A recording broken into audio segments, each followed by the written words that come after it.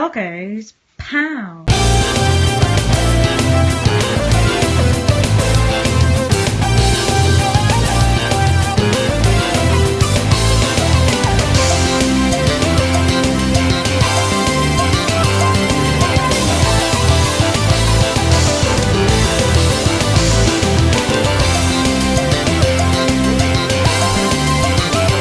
Happy New Year, everybody! So it's come to that time where I take a look over the games I've been playing in 2021. Let's have a look! Right, the first game I'm going to pick out as one of my games of the year is the long-awaited RType Final 2, which was a Kickstarter crowdfundery thingy. And being a huge shoot-'em-up fan, as you probably should already know, I was really looking forward to this, and boy did it not disappoint. This is a really solid RType game.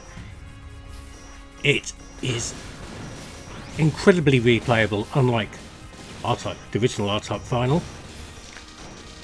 It's got lots of unlockables, extra content, nods to the original games. It's really nice. Lots going on here, lots of colourful things to shoot and attack patterns to learn. One thing I'll say would be a downside: because I backed the Kickstarter, I ended up with a, well, technically an import copy, so none of the DLC on the European eShop would actually work, much that I found out. But luckily when I did buy one of the DLC packs, I could borrow my mate Wardner's copy of PAL copy of RType Final 2 and played the DLC through. If you're a shoot-'em-up fan, I would highly recommend it. It is as hard as balls, but definitely worth a go. It's not going to win you over if you're not an RType fan, because it is so unapologetically RType. But yeah, really happy to have it, and really happy to spend some time with it earlier this year.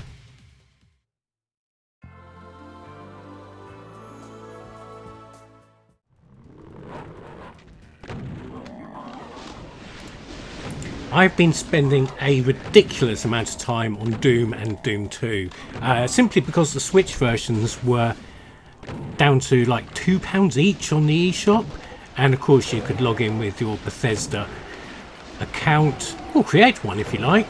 I know it was a bone of contention when the game had to have a Bethesda account to actually play it, but that's no longer the case. But if you do have a Bethesda account, there's lots of extra modes, at least maps and levels to download. Things like the Plutonia experiments and the other bits from Final Doom, as well as some new ones, including a brand new map pack called Sigil from John Romero himself. I put a ridiculous amount of time into this year. My yearly Switch roundup thing email said I'd clocked 95 hours on this. I can't persuade you to play Doom if you haven't played Doom. If you haven't played Doom, why? If you are playing Doom, play it more. I don't know, I'm not your mum. So PlayStation Plus has brought a couple of things my way this year. One that sticks out is a game I've had my eye on for a long time, and this is Zombie Army 4. But it's a third-person campaign-based shooter. You can play it co-op as well, which I did a few times. And it surprised me. I really enjoyed the atmosphere of this. World War II Nazi zombies again, because that's not a trope that hasn't been done to death. But it was interesting. There was lots of interesting set pieces in it. The combat was fluid and had some really interesting things like the traps you can set off and explosive barrels and little bits of stuff to do rather than just shoot. A fully fleshed out campaign. I've yet to finish it because something else shiny came along and took my attention away, but definitely well worth a look. If you did download it on PlayStation Plus earlier in the year and haven't had a chance to play it, I recommend doing so. Also, I'd imagine, because a lot of things on PlayStation Plus in the physical realm go dirt cheap, so it might be an idea if you missed on PlayStation Plus to pop into your local CEX, SEX, Kex, whatever you want to call it, and pick it up. I think it's probably really cheap now. Of course, it's not only on PlayStation, it's on Xbox One and probably PC as well. But yeah, I think it's worth some time. Have a look. My retro shoot 'em up glands were further tickled with Gunlord. Originally a Dreamcast game, I believe, and I found it on the Switch. It was something I'd had my eye on for a while, and again there was a sale on the eShop, yada yada yada, and I came in and bought it. What you're getting here really is a spiritual successor to the Turrican games. Not quite as nice in terms of music and presentation as Turrican, I don't think. Jury's still out on that, but it is a rip-roaringly good game with lots of secret areas. Not quite up to a Metroidvania, it's not quite that sprawling, but it is really, really good. It's an excellent level design, really great bosses, lots of weapons to pick up, and it really is the missing Turrican game. Absolutely excellent stuff. Next up is another game I picked up fairly cheap on the eShop. You see a pattern emerging here, don't you? This is Smashing the Battle, which, if I'm going to try and describe it, it's sort of a multi-directional twin-stick shooter, but without the shooting and without the twin sticks. But it's done in an arena sort of way, similar to Smash TV, I'm going to say. It really feels like it should be like Smash TV, but it's all hand-to-hand combat and combos. And it's shallow. It's as shallow as anything, but I had a lot of fun building up my character. There's lots of grinding to do. I do like a good grind. And I had a lot of fun with it. Really, really good. There is a sequel, which I will get probably when it goes down in price on the eShop. But in the meantime, I had a lot of fun playing this. Very simple, easy to play, gratifying. Yeah, good stuff. Now, a couple of games which are a little bit off the beaten track. First off, we have Far Lone Sails, which is a very simple. Well, it's not simple. It's bare bones, shall we say? You control a little character, and you've got, for some reason, there's no explanation, to drive this strange steam-powered vehicle from one part of the world to the other. And you can micromanage it. You have to fill it with fuel. You have to make sure it doesn't overheat. You put out fires when you've let it overheat. You can repair bits on it. You can get add-ons for it. The whole experience lasts a couple of hours. It's not particularly large, but what it does have is an absolutely breathtaking atmosphere. It's really, really pretty, but also desolate and dark and depressing, and also a bit sad. You get really attached to this vehicle that you've been adding bits to and you've been looking after throughout this whole adventure, and you've got puzzle elements where you've got to remove a blockade or an obstacle which is in your way, while remembering to pick up fuel as you go along. There's some sections where the wind takes over and you can put up a sail, and that means you don't have to use fuel and worry about the overheating and things catching fire and things like that. It's a breathtaking game. I'm not going to give away too much because you really should experience it. It's absolutely fantastic, and you should spend a couple of hours playing through it and enjoying it like I did. The other game that I'm going to put in this sort of category is a game that I've had sitting on the shelves for ages. This is Absu. Again, very simple, very arty, beautiful. It reminds me of Flower or Flow, if you remember those on PlayStation 3. But it's completely aquatic. It's an underwater exploration sort of. There's not a great deal of exploration. There's a little bit, but it's very simple. Again, it won't last you a particularly long time, but again, it's breathtakingly beautiful. And again, a little bit depressing and a little bit sad, but definitely worth playing, and you should check that out as well.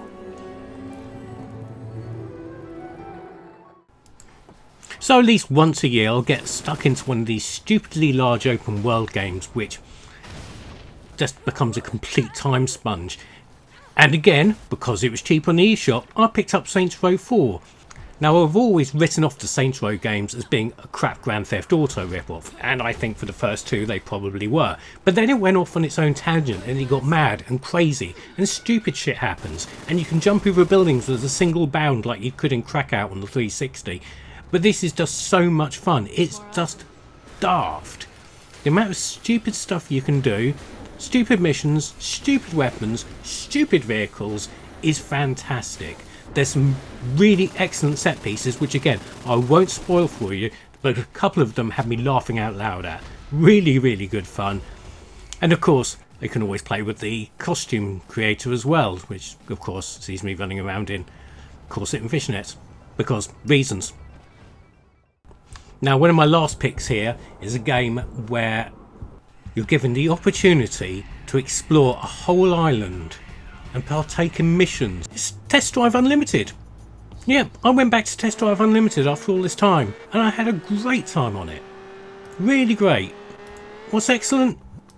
You can dress up. Brilliant. Black dress, black heels, fantastic.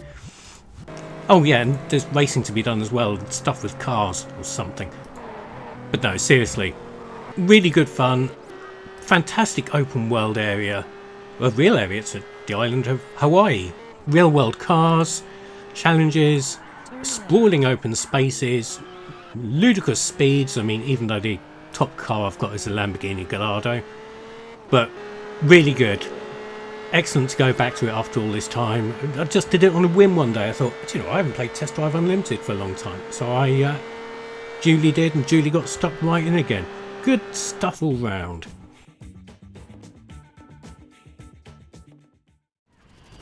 So once again, the final spot goes to Call of Duty for the third year running. Yeah, we spent a lot of the year playing Deathmatch on Shipments and Shoot House.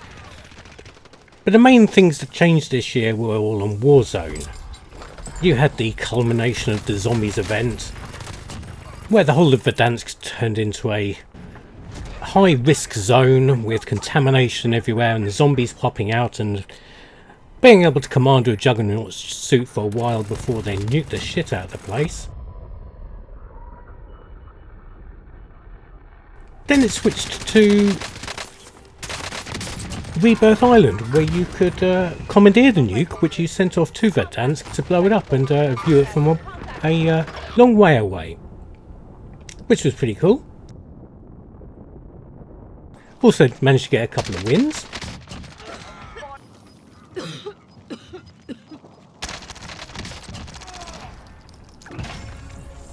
Then they completely reversed the nuke of Verdansk and took it back to 1984 with a few changes in the map. Nothing spectacular. They put Nakatomi Plaza from Die Hard in there, which was there until the very end. And then for the Vanguard reveal, they sent a great big Nazi armoured train, and everybody had to play cooperatively to try and destroy it before the whole place was carpet bombed. Then you got the Vanguard reveal. And then of course Vanguard came out not that long before Christmas, and shortly after that the new map came out, a beautiful tropical island to explore. Thankfully there was still plunder to be played, which was always good, but we haven't had a real chance to explore the map due to various commitments, Christmas, the game being bugged to hell, things like that. So we're playing a hell of a lot of Shipment again, but on Vanguard. And they turned it into Christmas Shipment for a short time with the annoying Krampus thing that attacks you. But we've had a lot of fun with Vanguard, and I think we'll probably have a lot of fun with the island of Caldera when they finally fix the bugs and stuff. But looking forward to getting stuck into that again, and who knows, we may even get some more wins.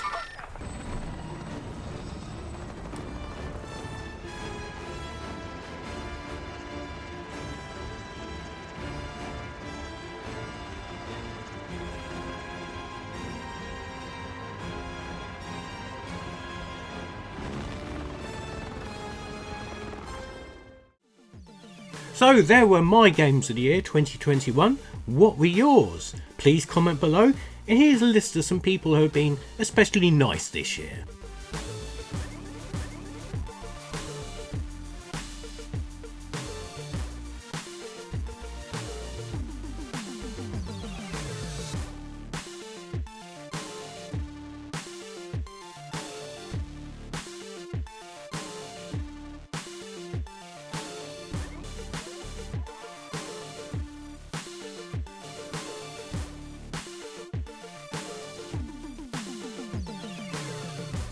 Here, subscribe or naff off.